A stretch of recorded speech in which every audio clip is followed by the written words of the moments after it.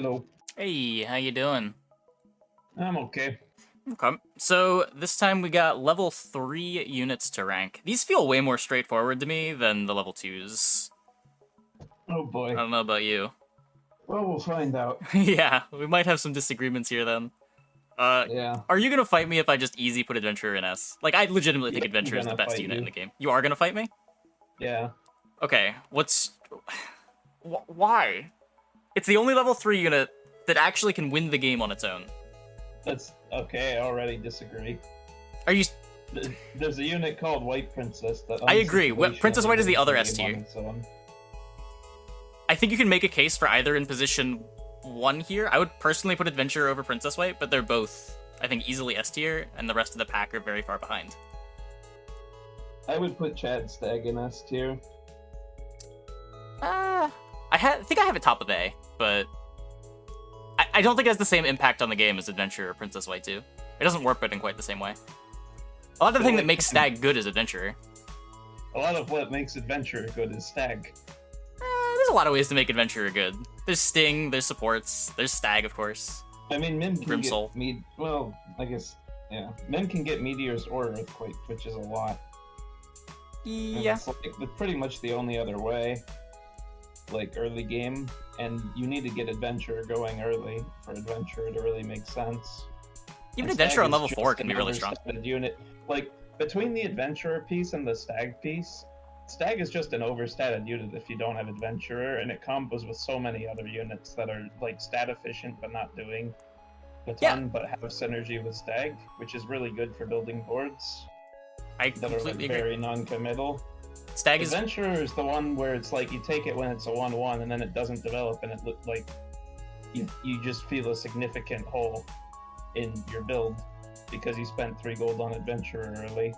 I mean, you don't take it unless you have something going with it, generally. Like, you're not going to take a 1-1 Adventurer just to take a 1-1 Adventurer. Like, I don't think you can have your cake and eat it too. Like, why are we rating this unit that's like situationally the nuts over a unit that's always the nuts? Because there's so many situations where it's the nuts, and its nuts are much better than Stag's nuts. Sentence. There are also just heroes that don't necessarily want to play for Adventurer. Like, if you actually have a way to like there are like you like a lot of heroes like Fallen Angel and Avella that are kind of forced into playing the XP game. Yeah. But like if you're playing a hero like Merlin, for example, I feel like Adventurer is way weaker of a card, relatively speaking. I like Adventurer Merlin a lot. A lot of the reason why I like heroes like Merlin is being able to throw stats around, boost up Adventure, let you keep your Mims in play for longer and feel good about it. Like, I feel Merlin is especially good at playing the Adventurer game. I mean, if you high roll Merlin stats on Adventurer, maybe. No, even just like Merlin stats on your support, you feel better about keeping your Mim in. It's just a little true, but like, I don't know. Adventurer is like if you curve Adventurer, it's never bad if you get it on like 3.0 or 3.1. Like, if Adventure gets 1 slay and it's not costing you the fight, like throughout the whole game, you spend 3 gold on Adventure, it gets you 1 slay, and you don't lose life for it, you're very happy. And it's often going to be so much more than that. Like, the most cheat games in Storybook Brawl are based on Adventure giving you like 3 or 4 experience. That's not necessarily true. You don't play enough Wonder Waddle. Wonder Waddle can cheat so much harder than Turbo Adventurer can. I feel like Turbo Adventure is so much more consistent at cheating than Waddle is. I agree Waddle's high rolls are pretty gross. But so is getting to level 6 on 8 or 9 gold. I mean, you're not just buying an Adventure and then magically getting to 6 on 8 or 9 gold. It's like not On how some the heroes card you are. works. On Fallen Angel, that's basically what you're doing. Yeah, you say that every time, and then sometimes you find Adventurer on 4, and then you just don't. Yeah, then you get to it on 10 gold. And then sometimes you Adventure on 3, and you just don't get Grimsoul. And it's like... Fallen Angel yeah, doesn't need to find the sure. Grimsoul. Yeah. I'm not even a Woggle addict. I'd say I'm more of like a mouse addict. I barely even play Woggle. I wish I could find mice on Waddle more reliably. I feel like every time I pick Waddle, not every game, like half the games I pick Waddle, I'd never find a blind mouse. And it's just so frustrating, because so many of the high rolls are locked behind Blind Mouse or Stag. Well, I've never had that issue. Just find Blind Mouse.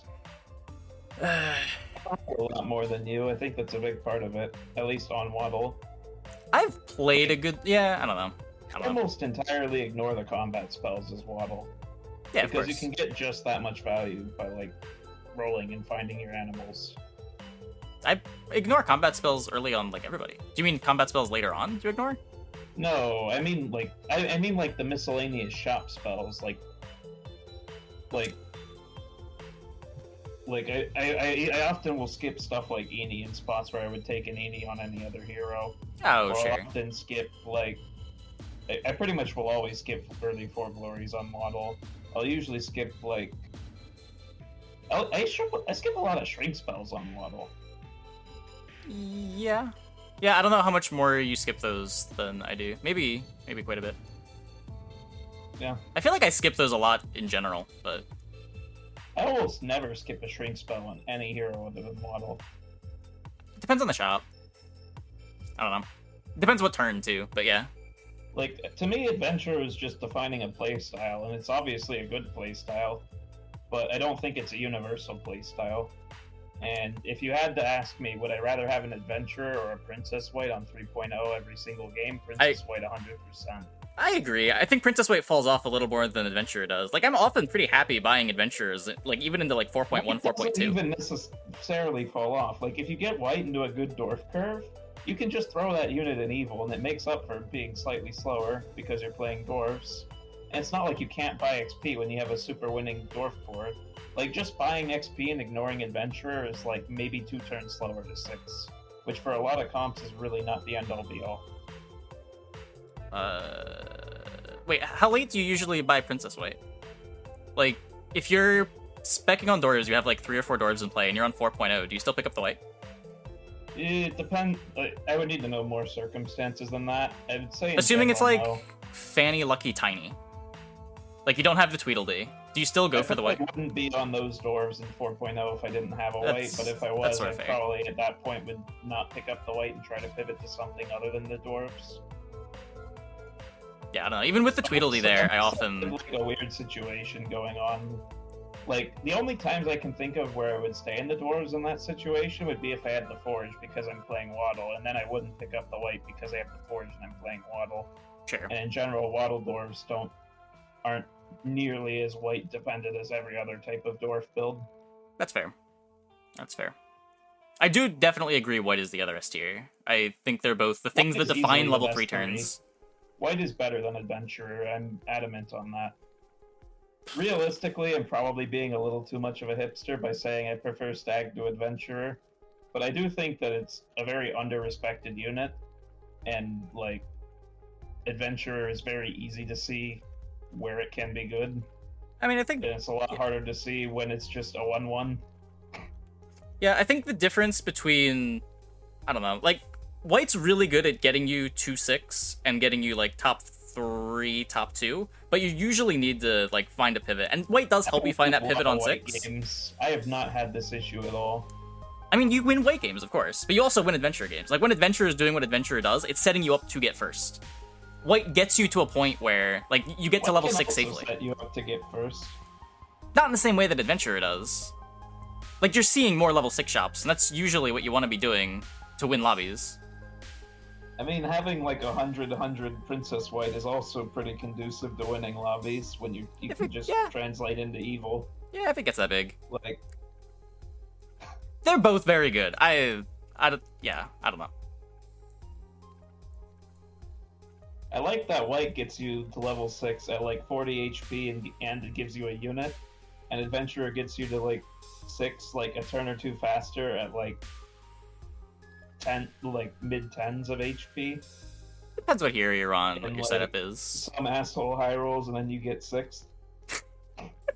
Just gotta high roll stronger. Yeah, okay. I'll put the White above the Adventurer. I don't have super strong opinions here. They're both, I think, significantly better than Stag, but yeah. Thankfully, Stag is lower in the alphabet. So is White, but we seem to have ignored that. Yeah, I don't know. These are just threes I was that... loathing the threes because I knew Adventurer started with an A. I don't know. Just you look at these two, and these straight up define the metagame in a lot of ways. And the rest of these don't define the metagame in quite the same way. Yeah. We got Brave Princess. The quest unit, 4/3. When it slays 3 times, the quest completes. How would you rate this unit? Try not. I occasionally buy a Brave Princess on 3.0 if I have a Mim. And it still doesn't complete half the time. I would rate this a solid B tier. Oh, the ceiling on it is really high. I'm usually happy taking it, and if it doesn't transform, it still has a solid stat line. There are a lot of heroes this unit is really good on. Like, yeah, that no one really gives it credit for. Like, it's obviously any trader hero, if you find it on 3.0, if it completes, it's nuts. Yeah, but, for sure. I think more important than that are the heroes where it actually like always completes. Like Merlin. Merlin's an example of like super easy Brave Princess Potion Master. Like it's another 3 for all of the Hat Ball heroes. It's also like very easy to support. Like as long as you're getting it early. I'm forgetting like the most like a lot of heroes that just really want an adventure like can just substitute a Brave Princess and be fine with it if they don't find one. It's a really strong pickup on like 3.0, 3.1, but I think it falls off fairly quick. Like health gets out of range of the Brave Princess, even on some of these heroes that you're talking about that are able to guarantee it pretty quick. Like even with a Mim, 7 attack starts to fail to slay, probably as early as like 4.0 a lot of the time. I don't know if that's been your experience, but... It can. I wouldn't say it does. I would say like you start getting to like 50-50s if you get first attack. There's a certain other unit that can also get 1 innated that's in our S tier. Like the payoff on that is so much higher. I don't know. Yeah, no, the payoff is higher, but like tier 3 treasures are really good. I agree. I'm either B or C tier on it. Decent stats. Like you could pretty easily talk me up to B. The stat line of being a 4/3 is just as good as a lot of these other units. So it's not like the opportunity cost when it misses is that high either. Frog. Flipping Frog is like a big deal. It's a lot easier to flip Frog on 3 if you miss it on 2. That is true. I've picked up quite a few Brave Princesses just because I have a Lonely Prince lying around. Next up, we got Darkwood Creeper. I guess this is one of the more weird ones. Whenever one of your units takes damage and it survives, give it +1 attack. There are some situations where Darkwood Creeper is really good. Like with Ring of Meteors, it's really nice. If you have it's a weird unit, but to me it screams C tier. Yeah. When it's good. When it's good, it's very obviously good. You say that, but like you're talking up like how like Wight and Adventurer are sort of like meta shaping units. I'm not really sure you can say the same about Creeper Meteors. Oh, of course. Right? Of course. Like that strategy is still eventually going to fall off to some degree. It's a filler unit that makes you feel happy about picking up an early Ring of Meteors. Triple Creeper, but tripling Creeper early enough to where you want a triple Creeper is pretty hard. Like, on your average board, this is just a garbage pickup. And when it's good, it's like good. Like, the use cases for it are basically you have a happy tree or you have a ring. I pick a lot of Rainbow Unicorns early, so I think I'm a little more high on it than you because of that. But I do agree that it's either C or B. I would not want to trust this thing on like a Rainbow Unicorn board. On a Godmother board, sure. That's the thing, your Rainbow Unicorn boards often turn into Godmother boards. I guess. I don't know. To me, it's just like it is a 0-3 for 3 on some boards. Yeah, of course. It's I don't like rating Creeper highly. I feel like Creeper is like an overpicked unit, even though it can be really good. Yeah, maybe. I do see a lot of bad Creepers on people's boards for sure. I definitely used to be guilty of overpicking it as well, though I think I've sort of remedied that. To some extent, it's not even guilty. Like this unit, I used to think way more highly of this unit just because the game was slower and people were worse. Yeah. I think it was. It's hard to say how much of it, like each factor, was which. like whether the game really was that slow or whether like people just hadn't figured it out yet. But to me, I'm going to say I think this is the worst tree in the game. Ooh. Which is not like much of an insult, but like distinctively every other unit with the word treant on it does something amazing. Can't think of a counterexample, so you might be right. Yeah, I think you're right. It would either be Creeper or like Baby Root, but I guess Baby Root has its own utility. Oh, I guess Baby Root. Yeah, Baby Root's a little close, but it is Creeper. It's definitively Creeper. Yeah. I don't know. Broccoli, where's this guy's getting timed out? Bye. Oh. No need for We that don't long. tolerate hate speech. I don't know how to time someone out for less than a minute. I tried. Doubly.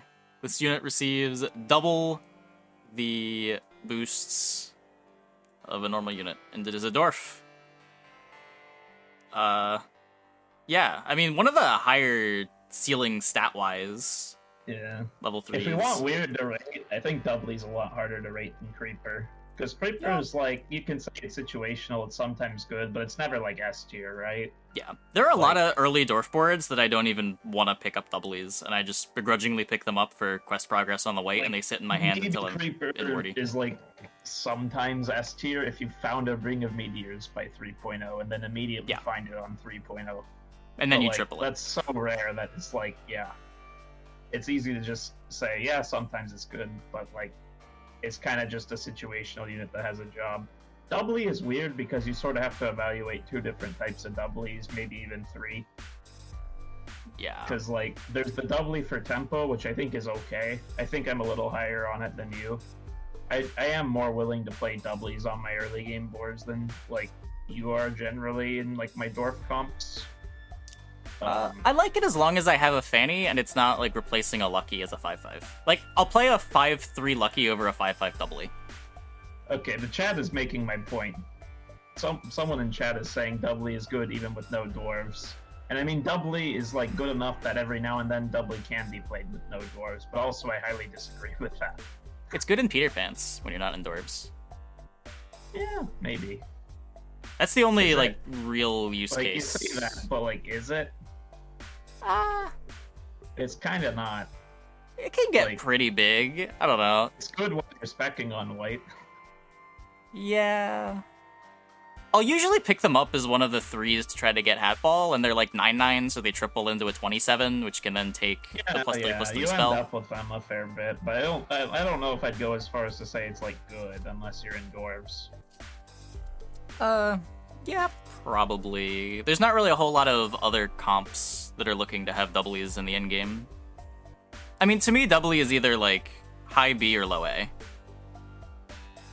Just because of what it. I would give doubly a high. Well, it's weird because like we gave all of the level 2 dwarfs like low A's. Yeah. I think doubly is very good for another reason though. Like doubly is less good early on, but it's sort of the reason why dwarfs work in the late game. I'd give it like a B. I think as a unit. Is dwarfs even a late game comp without doubly? I would argue yes. It is a lot of stats lost though. Like it's very difficult to count how many stats you're getting from doubly. Yeah, I don't know. Because not only is it the stats on the doubly itself, but it's stats on your Echo Woods too. If you have enough Lordies and Echo Woods, dwarves are a comp. Doublies help you significantly. Having one more buy to improve your board is definitely a big deal. Even just like hitting that power spike earlier. Because you're not going to have... Like, you'll have a doubly already, but you won't have that Echo Wood yet. You can do pre-6 if you think you're actually going to want to stay dwarves rather than transition at 6. Yeah, I'm happy to put it high B. I think that it's a coin flip to me right now either. But yeah, we'll see as the rest of this. To call it like a B tier unit in the early game. Although realistically I wouldn't. Like I think it's kind of close to Creeper in the early game in that like situationally it's kind of good early, but like usually not. Yeah. So like I'd give it a high B. Okay. Next up we have Good Witch of the North, East, West. This unit's great. This unit's great. Yeah. I don't hate it. It's really good with Stag. It's really good with Sure Shot. It's really good with Frog. Makes Princess Peep a lot better. Romeo, Juliet, Trojan Donkey. Yeah, Trojan Donkey. Wait, I just realized we don't have an F tier. We do not have an F tier. I could make one if we need it. We didn't need one for the last tier list because Wizards Familiar is only kind of jank. There might be a couple like, units here. Jank. Might be a couple units here that want to go F. Honestly, unless we're putting exactly Donkey in F, I don't think I'd put any of these in F. Are you thinking of another unit? I'd maybe reach over to Vain-Pire as well. Man, you're no fun. I'm Honestly, so low on Vain-Pire. Like, I've gained some respect for Vain-Pire. I feel like every time I pick it, I end up not actually wanting it. It always feels like a mistake. Or just something that's forced. Vain-Pire as a skip starter is pretty good. Sure. Yeah, I guess. I guess that alone makes it, like, D, but... so Good Witch. And, like, if you end up in Slay stuff somehow, it's functional. Yeah. But you need other Slay payoffs, and usually you don't want to pick those up without the Slay, so it's kind of a chicken and egg thing. Yeah, anyway. The only complaint... Vain-Pire. The only complaint that I have about Good Witch is unless I'm doing something that specifically needs the health. So, I think it's just Stag, really. I'm usually not wanting to spend 3 gold to replace my Mim for it. Like, if I'm just doing it with Sure Shot, or I'm just doing it with Princess Peep, I'd rather just keep the Mim around than spend the gold. That's interesting. My counter-argument would probably be a lot of times you don't get them in. And I also like bigger numbers. Like, the combat stats on the Good Witch herself are relevant, and 3 health is a lot. 2 attack is not quite 3 attack, but most units you would Good Witch don't care about the attack so much. I also probably rate this unit higher because I actually kind of vaguely like Brave Princess, and you kind of just don't. Like, you wouldn't want to rely on Good Witch Adventurer in most cases, unless you have 2 of them. Double Good Witch Adventurer second slot is actually quite a good way of enabling Adventurer. Yep, I've definitely been there. But, like... just 1 Good Witch and a Brave Princess is, like, the way you get off Brave Princess in the majority of cases. I could see that. I do really like Good Witch supporting Stag and letting you play a full board, because a 6 health Stag is just a little bit more likely to live an attack. Yeah. Also, Good Witch is really good in half ball. Like, Good Witch is such a good 3 to be tripling if you're going half ball. What's the reason for that? Stag is another one. Like, Good Witch and Stag forms like a very good core when you're gonna just have to buy a bunch of random 3s. That's fair. You could argue maybe you shouldn't be going half ball, like, as early as, like, when you're hoarding those 3s, but, like, on some heroes, it's getting those checks is important. And, like, especially if you find an early hat out or a ball on, like, a Merlin or a PM. Yeah, I usually don't like trying to force it. It feels a little greedy, but I guess that there are worse things to be forcing it with than, like, Stag and Good Witches. I wouldn't hard force it without the treasures, but, like, I think it a lot of times is pretty cheap to spec on, like, especially while you're on 3. Like, you can just be a little bit more of a pair gamer. Yep. So next up we've got Lucky. I think I'm pretty high on Lucky. I'm not like A tier high on it, but I think I'm higher on Lucky. Lucky is better than Doubly. Yeah, I'm higher on it than Brave Princess for sure. I think that's fine, honestly. I've grown on Lucky a bit too. The extra 1 stat, making it a 3-2 instead of a 2-2 that it used to be, is really relevant early on as well. Like, being able to actually snipe a Stag rather than just get eaten by it. Sure. Yeah. Sometimes it's just a spinning wheel, too, by reducing the 2 costs down to 0. Gets you some free gold. It's good on Muerte. Yeah. That's not the hero you expected me to say, is it? Trophy Hunter. It's also good on Skip. It is very good on Skip. Is it the best Skip opener? It is the best Skip opener, I've decided. Okay. I think Prize Pig... If Prize Pig works, it's the best, but I don't think the stats are worth it if it breaks. And if it breaks the first time, it's pretty difficult to get it off. I have Prize Pig at number 2 just because of the stats. Like, I don't expect it to go off, but... Prize Pig and Lucky are the competitors for the turn 1 skip, I think. Yeah.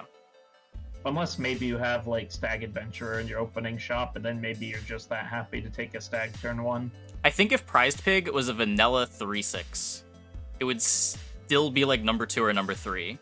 just off stats and like getting you to stabilize on fight 2. I don't know if that's a hot take to you, but no, it's not a hot take. I don't think. Like 3/6 is like, if you wanted just vanilla stats, the only one I think that would maybe be more is like Tweedle-Dee. Yeah, that's fair. Tweedle-Dee's really good too. Tweedle-Dee also protects sets you up for the Wight. I don't think Tweedle-Dee's as good of a starter on Skip though. But yeah, it's solid. I think it's like top 5. Looking at these, yeah, I don't know. Yeah, maybe. Yeah, Lucky, just solid unit. It's a dwarf. You're gonna buy it because it's a dwarf a lot. And even when you're not in dwarves, just being a 3/2 that gets you some econ is sort of nice. Princess Peep. 1/1 makes 3 1/1s when she dies. The level 3 version of Black Cat. It's so Cat. weird to rate. Like, the ceiling on Peep is kind of insane. But you do need the synergy, and even when you have the synergy, you're always at risk of getting, like, Falling Star, Earthquake, yada yada. So what are the main things? Unless you have Good Witch. Yeah. But even then, getting sniped can be pretty miserable. She's nice with Good Witch. She makes the Fairy Godmother transition a lot better. She makes the Vulture transition a little bit easier, though I really don't like being in Vulture comps in general. Good with Mim, good with Good Witch, as you said. It's sort of just like the 3-cost version of Black Cat. I don't like Vulture comps, but honestly, Vulture power leveling has grown on me a lot. Vulture's a pretty good stabilizer, just because, like, Vulture's biggest problem as a comp is how the fuck do you improve it? Yeah. If you're power leveling, you just don't improve it. You just run a bunch of garbage in a Vulture.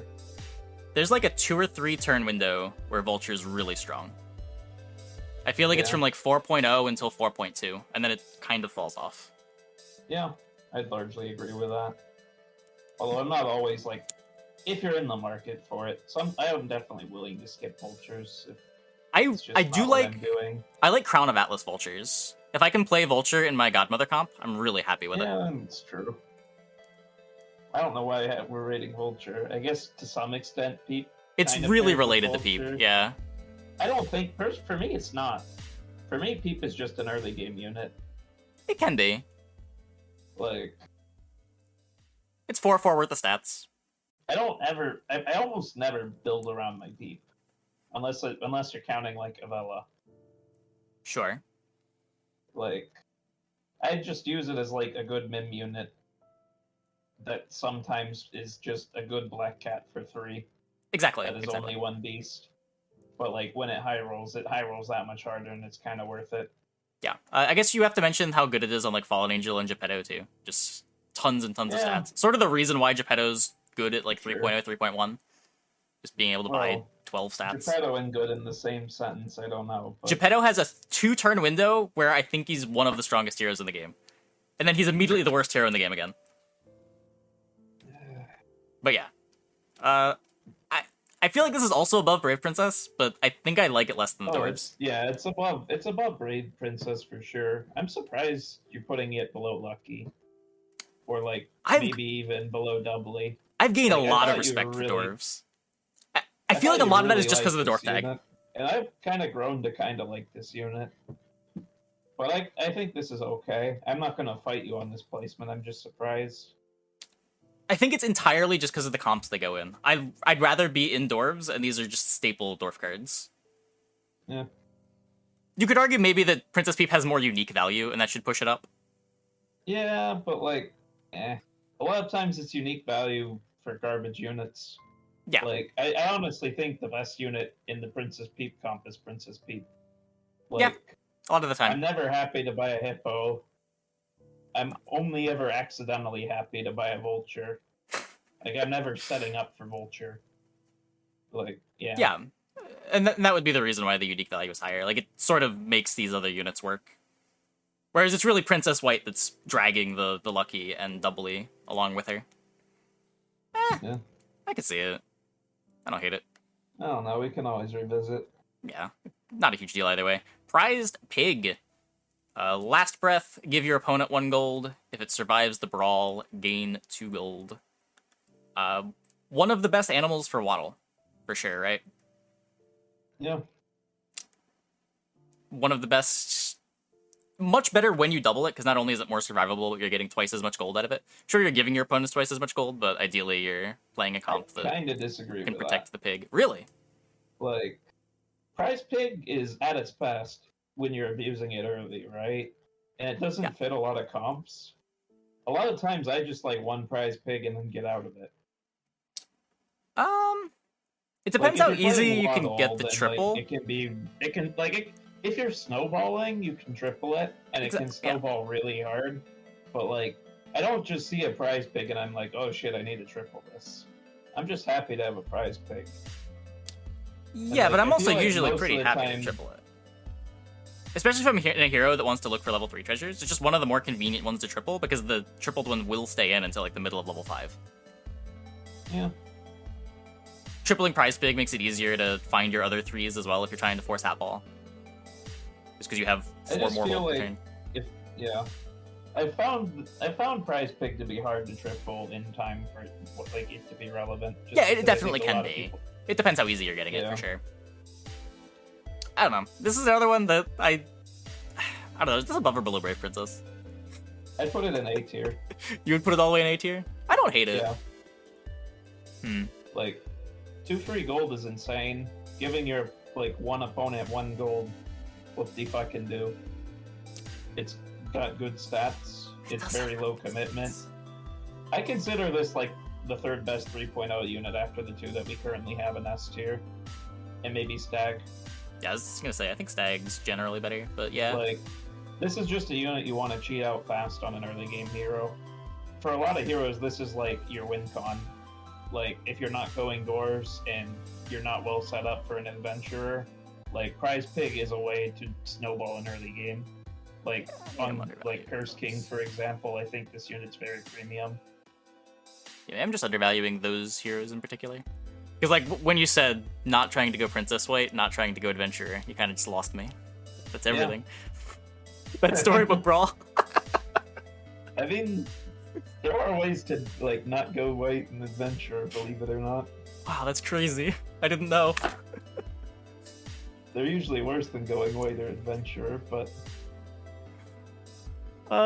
yeah, you know what? Sure. I can buy it. I really enjoy buying pigs. Yeah. Just having extra gold early is so much fun, too. It's only ever not an A tier. Like, even in White, I think you could justify it being, like, it's more awkward, but I'm usually still willing to pick one up for the early game. If I'm going Dwarves. I'm usually not, just because I want to flip my White faster, but... Yeah. Yeah. It depends on, like, how into Dwarves you are already. That's fair. Queen of Hearts. Whenever an evil unit dies, you get +2/+2. This used to be like the menace of the early game. Just you buy Queen of Hearts on 3.0. It still is. The problem is now just that it's the menace of the early game, and not a way to actually win the game. Yeah, it falls off way more than like Princess White does. It's not giving you long-term scaling in the same way that Adventurer is. In a lot of ways, when you're putting a Queen of Hearts on your board, you are setting yourself up to give your opponent Adventurer Slays too, because you're usually going to put some low health stuff there as well. Yeah. I don't know. I feel like it falls off pretty quick too. Like Queen of Hearts, if you can upgrade it, can stay in until like the middle of level 4, level 5, but unless you're hard committing to staying in evil, it's kind of awkward too. Yeah. I mean, I think enough heroes, like, if you've already got evil stuff, I'm usually hard committing to staying in evil. Like, I think Queen of Hearts is a solid unit. Like, it's pretty tough to go evil without it. Unless you're like Evola. Yeah, I guess I just don't go if evil. You get I think if you get like a Cat Minotaur opener, like Queen of Hearts immediately just becomes a really strong unit that you're like really happy to pick up. And like once you I feel like if you're picking Queen of Hearts when you should be picking Queen of Hearts, she stays relevant for long enough.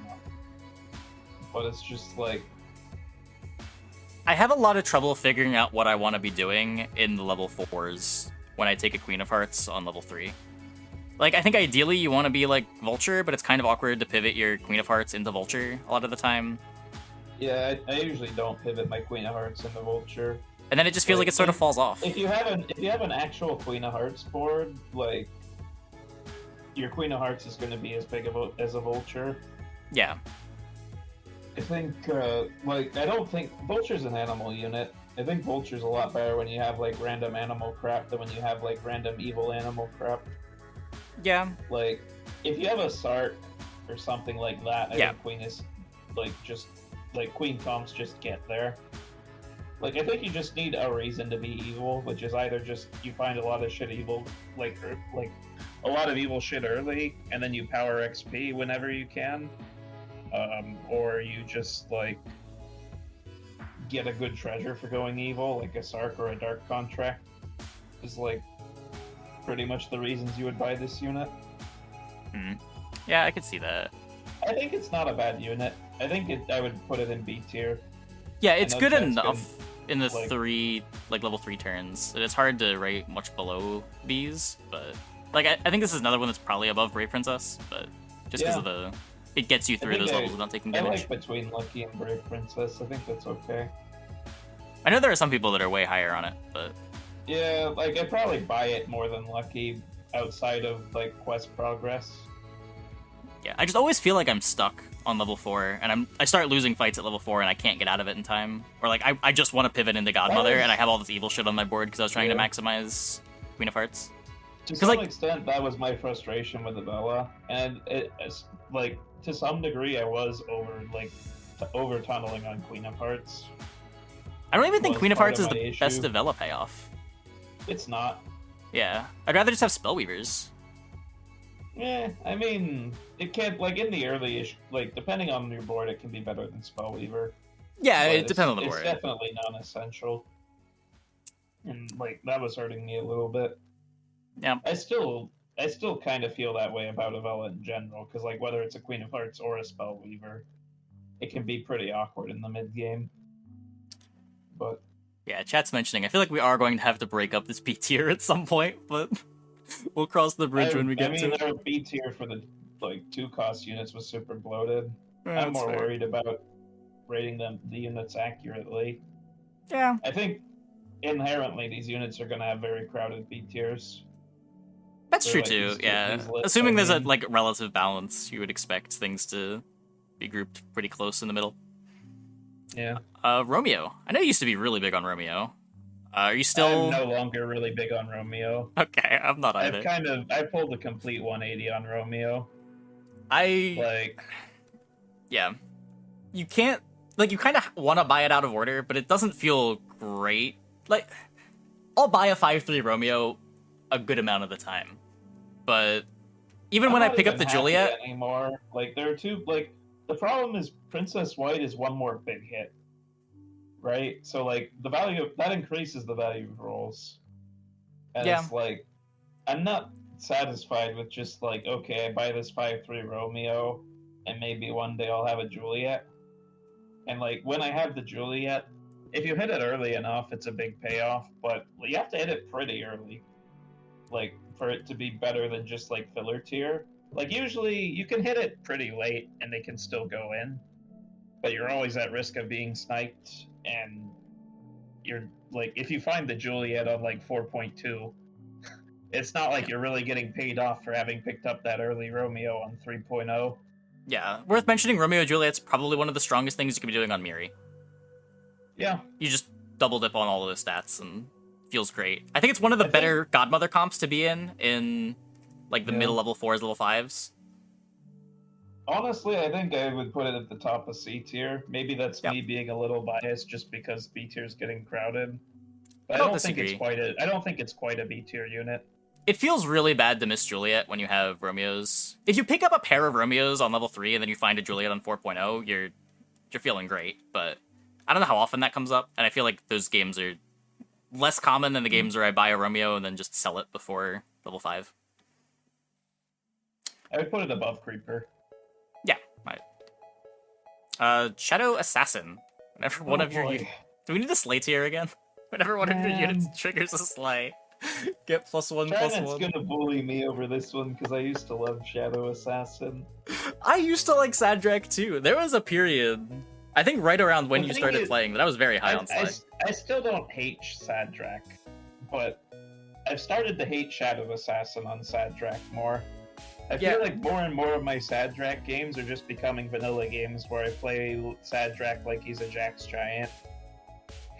Yeah. That's so sad, though. Which, like, if you commit to it, that's not the worst leader in the game. That's fair. But, like, that's fair. My games have been similar. It's not a reason to play Drak. Exactly. It's definitely not, like, a good sign when, like, the best Shadow Assassin hero, a lot of times you skip Shadow Assassins past maybe, like, 3.1, 3.2. Yeah. Do you ever go Shadow Assassin Slay outside of Sadrak? I do. There are actually some heroes that I think are more conducive to Slay than Sadrak, after watching some other people play Slay a bit. Grim Soul is a valuable tool for, like, the non-Sadrak heroes, and some heroes just have more stats than Sadrak. And obviously, getting overstated units early is really what Slay cares about more than anything, right? Yeah. Because then you can get your Slays and just keep the snowball rolling. So I've had success on, like, Charon and Potion Master as examples, where I've just, like, I've found, like, a Vain-Pire and a Shadow Assassin on 3.0, and I'm like, what do I do besides play it or roll it and then feel bad about it? Sure. And I think about it and I decide to play it, and it honestly turns out well. That's interesting. I wonder if there's, like, potential for stuff like Fallen Angel Slay for when you miss your XP, too. I think Fallen Angel could play Slay, but it's probably not the best use of Fallen Angel. What I do when I miss XP is I usually go trees. Fallen Angel's very conducive to just running, like, a Heartwood Elder and a Broccoli. And, trees have a very good balance of good and evil units. It doesn't feel like you're playing a totally scuffed board. Obviously, you then have to find the trees. Trees aren't just something you can hard force every game. But it's usually my backup. It's usually my plan B. And there's, like, a plan C and a plan D, but by that point I'm usually pretty upset. Yeah. So Shadow Assassin's weird, because in some comps, it is just your win condition. You have, like, a 200-200 Shadow Assassin, and it's carrying you to victory. But a lot of the time, it's just something that you're rolling over every time you see it. And I feel like that makes me want to put it in C under Darkwood Creeper, even though its highs are so high. Its average is just so bad. Honestly, its highs aren't even as high as, like, you want them to be, right? Like, the best Shadow Assassin can be is a really big ranged unit, and that's, like, really exciting, but when you have to pick it up so early, it's like, sometimes you wonder if you could just be scaling your other units more. Like, it's one more piece of the puzzle. I don't know, did you see my Excal game earlier? I, like, briefly saw, like, a bit of it. I noticed, like, Slay stuff on the board. I picked up an essay on 5.2, and it was immediately a 60-60. What the fuck? Yeah. Well, okay, then. Okay, like the Sadrak, I would like essay more if the Sadrak meme boards happened more. I mean, that wasn't even Sadrak, that was just Baba Yaga Lancelot. Yeah. Oh, man. Bunch of Grim Souls. I don't know. The ceiling's really high. I can't, in good conscience, put it in D, but I do want to put it below Creeper. I think bottom of C makes a lot of sense. Like, I think it's good less often than Creeper, but when it's good, it's better than Creeper. Yeah. Sleeping Princess. A 0/8, and when you cast a spell that targets it, it gets 8 attack. So are we rating this unit when there's, like, a Sleeping Princess and the spell to wake it up in the same shop on, like, a hero that would actually like tempo? Or are we rating it in, like, every other case?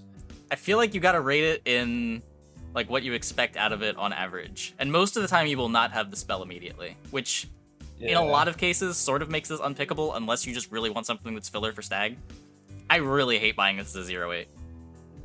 I also usually, like, I will do it on Miri sometimes. Sure. Just because it's an easy one to triple, and it's a pretty good one to triple, just because it's a big body that you only have to wake up once. When you're investing more in Sleeping Princess, it kind of becomes less bad. Yep. I don't know. It's weird because I actually, like, I do pick this unit too often for me to want to rate it D tier. I think sometimes it's really good. I'm curious when I pick rate on it is. Give me 1 second.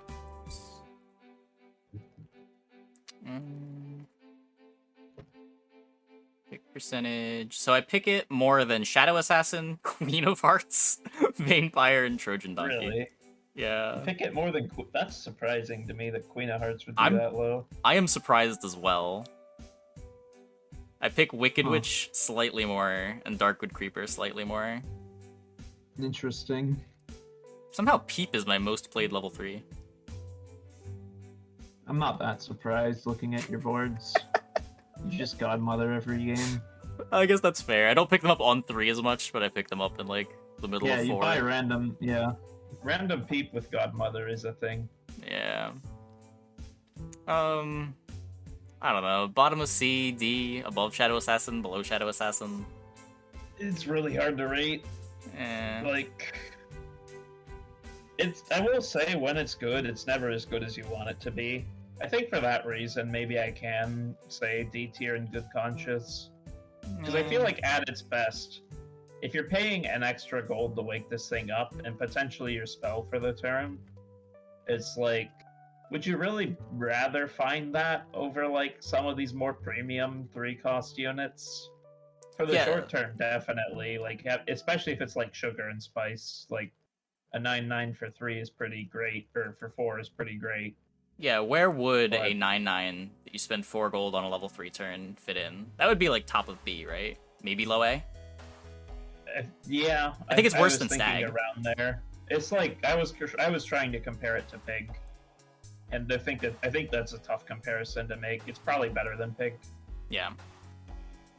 I don't know. Spellweaver.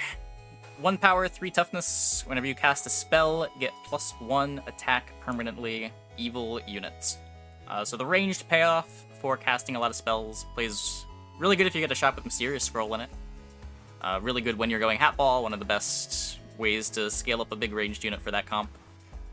This unit is like one of the biggest enigmas of Storybook, because Wizard's Familiar is complete dog shit. And yet this unit grows half as fast as Wizard's Familiar, but it has the magical range keyword. So even though it costs 1 more, it's like actually a good unit. The ranged keyword is really gross. I'm willing to pick up a lot of Spellweavers even when I don't plan on casting a ton of spells. Yeah, I end up in Spellweavers randomly on like every hero sometimes. It's weird. It's one of, if not the best Avella payoff to just have sitting on your back row. With all of this being said, I don't think I could in good conscience put it in A, just because it's a little dependent on the opening pack. It is like sometimes just there for the ranged keyword. I mean, I was thinking like right below Queen of Hearts, honestly. Maybe right above Queen of Hearts. Like somewhere around there. Oh, really? I think it's a little worse than the Dwarves. It's so weird to compare Spellweaver to the Dwarves. I know. It's so weird to compare anything to the Dwarves, because it's just all Princess White. I will say, I think as a generic buy, well, okay. If I had no synergy with Princess Peep, I'd be tempted to pick a Spellweaver over Princess Peep if the pack worked well for it. Yeah, I mean, if I have an attack support and I need something that can go early. Like, Princess Peep is better if you want something to take an attack support late on your front row, and Spellweaver is better if you want an attack support earlier on your front row. Like, you don't have something to take that first attack yet. I guess they play kind of nice together, too. I don't know. Spellweaver is weird. I'm confident in saying it's better than Queen of Hearts, just because it doesn't have the board requirement, and it can pretty quickly become a pretty similar payoff.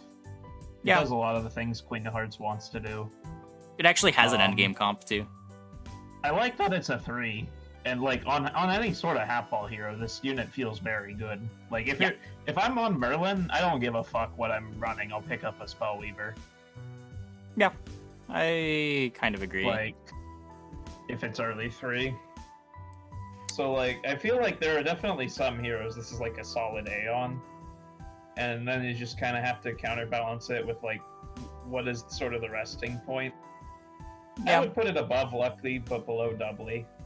I think like that's kind of a little bit arbitrary because the dwarves are so weird to rate, so I don't think we necessarily have like a quantitative rating of Lucky and Doubly. Yeah, that's fair. I like something being in between Lucky and Doubly because I do think Doubly is like notably better than Lucky. Sure. Okay, next up we've got your favorite unit, the White Stag.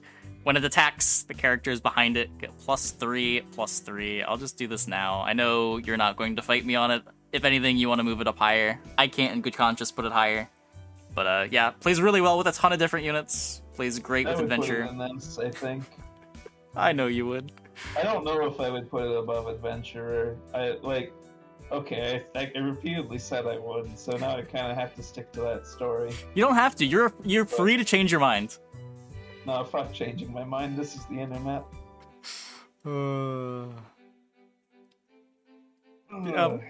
It just works too well with too many things. It's a ton of stats. It's basically 9/9 worth of stats on 3, which is notably better than everything else. It does need to attack, which is a downside.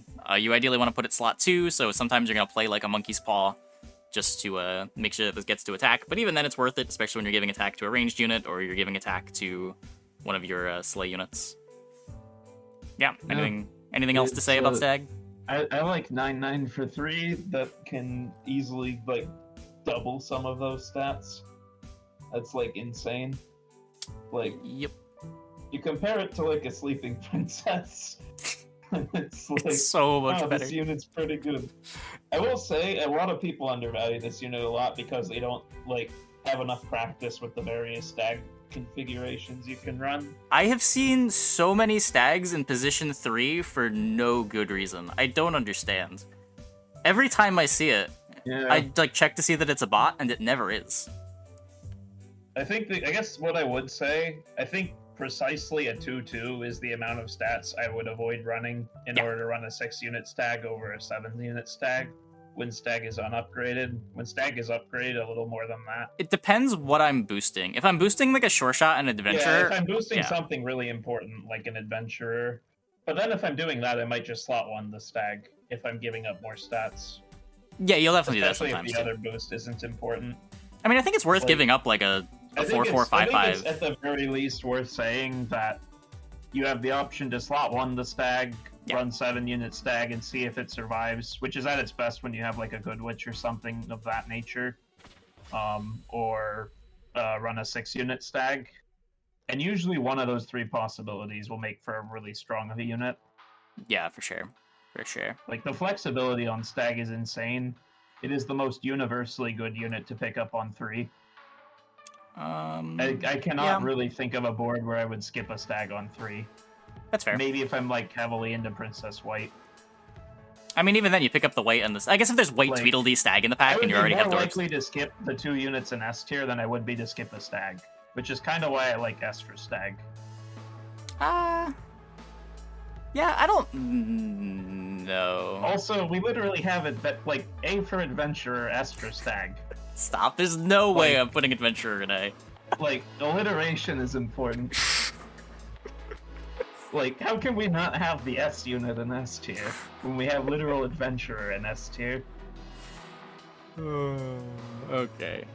Trojan Donkey. I think this is another one that you're not going to try to fight me on. Below Sleeping Princess pretty easily. Possibly a tier below. An F tier? I don't think we need to. That's where we could consider fighting, but like, if this is the lowest we can put Trojan Donkey, then I'm willing to put it here. Okay. Yeah, I mean, I've gotten blown out by Donkey more than I want to admit, and it always feels really bad. It does happen. Like, Donkey Godmother is, like, vaguely sometimes sort of a thing. Or, like when you're in... If you manage to be in an upgraded Donkey and have that somehow make sense while having the Godmother, then it can... But it's like... A lot of the time for me, it's I like picking up Rainbow Unicorns early to win the early fights, and then someone blindsides me with a Donkey, and they get like 4 units out of it, and then I cry. Yeah. Yeah, that's my experience with getting blown out by Donkey. But yeah, I think on average it's not that good, and a lot of the time it does just get one shot and does nothing, or summons something that's not helping you out at all. Yeah. And even when it's good, it falls off so fast. So Tweedle-Dee, 1/4, spawn a... or 4/1 when it dies, spawn a 1/4. Both are dwarves, both boost Princess White. My positioning for this would be right under Stag. I think even when you're not in Princess White, this thing is sort of reasonable. If you're doing anything with like a Mim in play, getting a 7/1 followed by a 4/4 is just solid stats early on. And when you're in White, it's just the nuts. It boosts White twice. It's a dwarf to trigger your quest progress.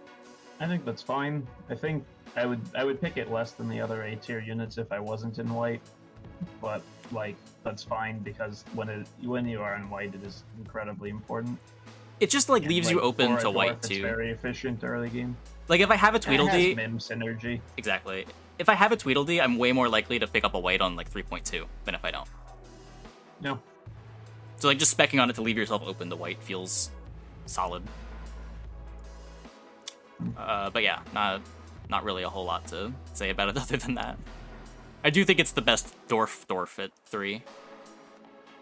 For sure. Vain-Pire, right above Trojan Donkey. You're not gonna fight me, right? Yeah, I think that's fine.